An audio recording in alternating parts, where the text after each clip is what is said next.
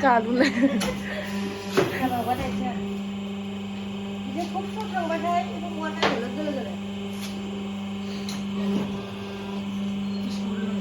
무심한 일이야. 무심하다. 이제 톡톡한 거 나가. 너희들 뭐 하는 거야? 지금 내가 봐도 이 시험 뭐 내가 봐도 미션 쓰고 이래.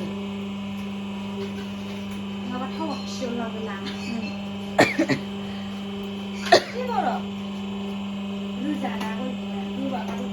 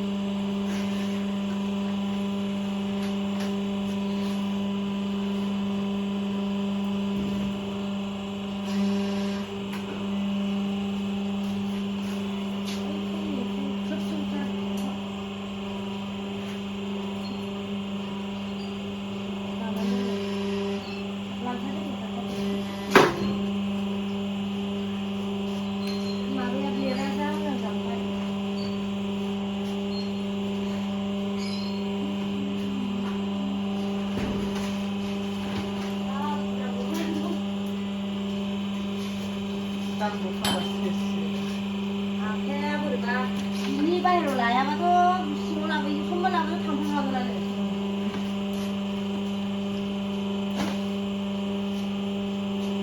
집에다 뱉어.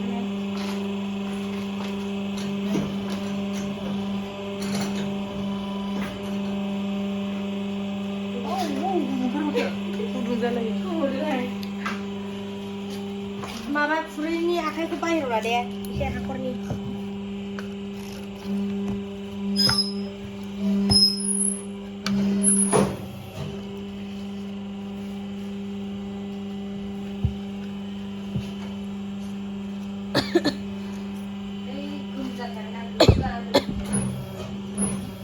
이제 가만히 다가다 끊임없이는 이제 캡슐을 상처를 넣어서